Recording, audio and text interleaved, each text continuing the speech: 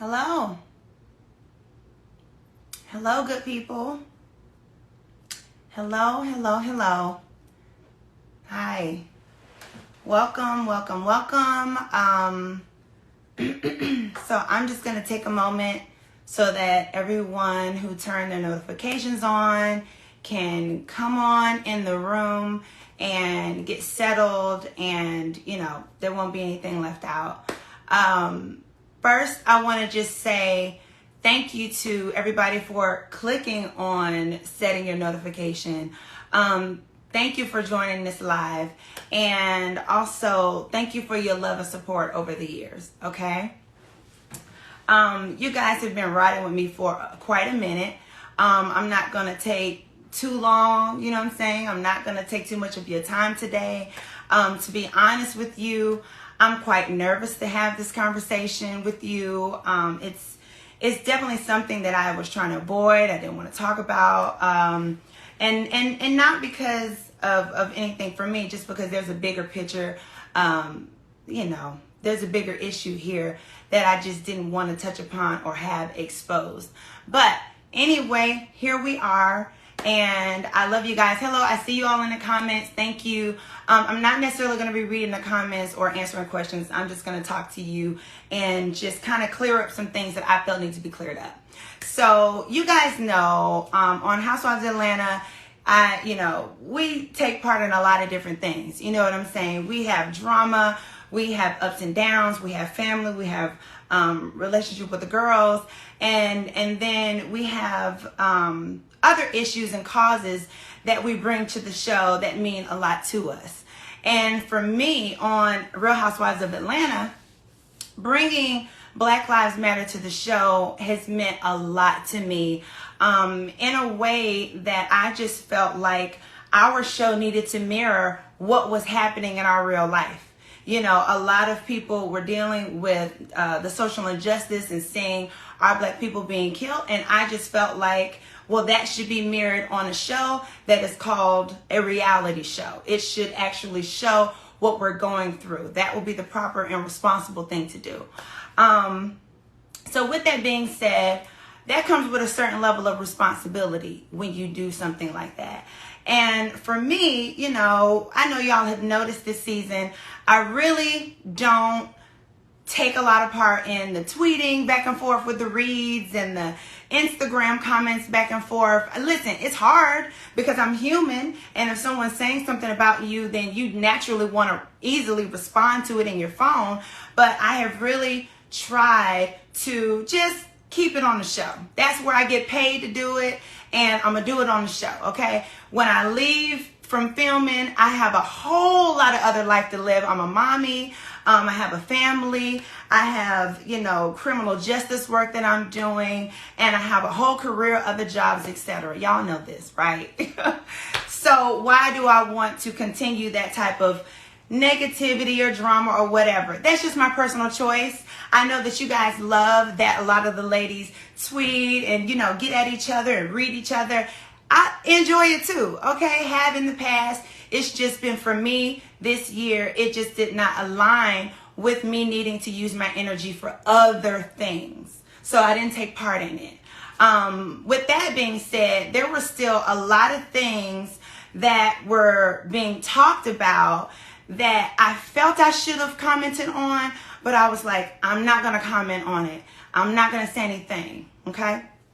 In particular, I'm talking about an article that I saw this morning that really, really, it really upset me. It really did. And it was disheartening to read.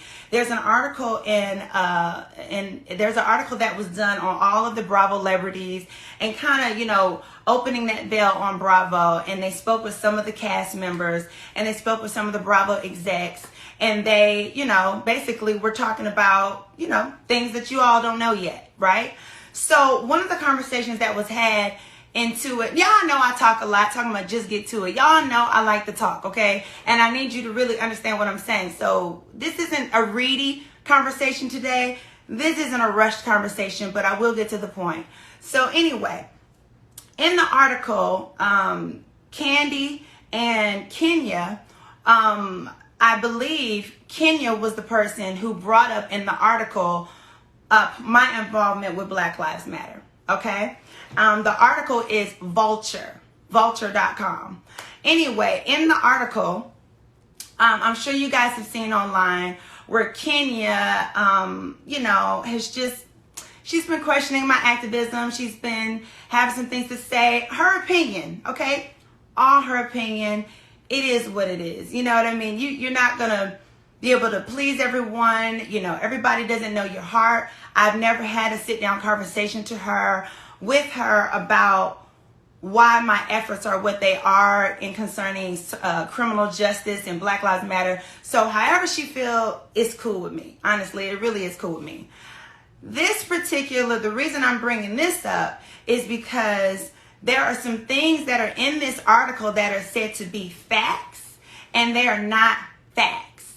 These same things have been repeated on Speak On It on Kandi's show.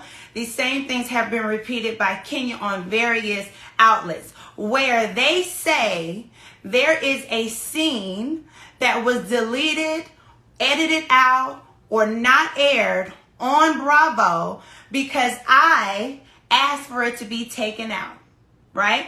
Now, we know that a lot of housewives, they have power over the years and they may be able to go and ask the heads to take something out, right? It is what it is. I have worked very hard to get to where I am in life. I've worked very hard on this show. And if I've gotten to a place where I can call the execs up and get something taken out, so be it, right? However, in this particular situation, the way that Kenya is putting it out there that I asked the Bravo execs to not play a scene of Kandi and I having an argument, having a fight, me dogging Kandi about her efforts is concerning Black Lives Matter is simply not true. What happened was, we're going to take it from the beginning. Nene, who was on our show, it's, at that last season, Nene was on the show. Y'all know who the cast is. Anyway, Nene was doing an article and she sent some private text messages to a particular blogger, and the blogger put out the text messages and they were received out of context. The text messages, the way the blogger put it out there was that that Kandi went behind the cast back and went to Bravo to try to get some programming done without telling us which blindsided us and which should make Kandi look bad. So Kandi got upset with that, and Kandi decided to confront me about it on Housewives. So the whole season has happened. The beginning of the season happened, and I had not seen any of the cast. This was my first scene with the cast, which was Todd's birthday.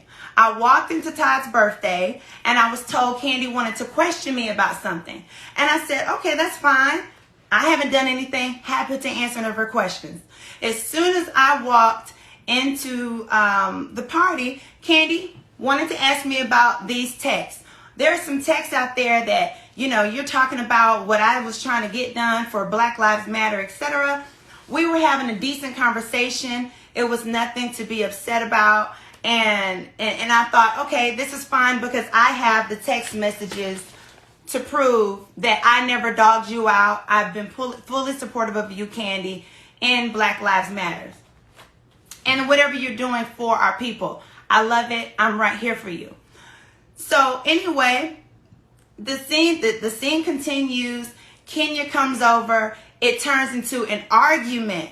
So at that moment, I decide, you know what? This isn't a good look.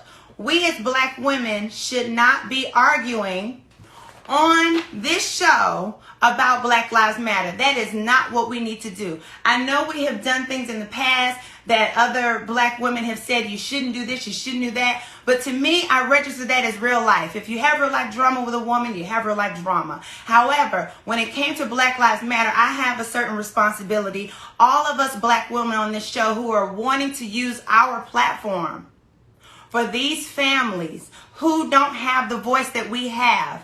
I have the opportunity. I'm not pressured to talk about Black Lives Matter on Real Housewives of Atlanta. I feel the responsibility, and it's an opportunity for me to speak for these families. It is something that is very connected to my spirit, and it is the way I show love to my people to speak up for them. So I am blessed to have this platform to speak about it. And so is Kandi and anyone else who wants to do so. So I did not want us to be on Real Housewives, even if it was just a misunderstanding, because clearly I have the text. Even if it could have been cleared up, I just didn't like the way it was going to come off.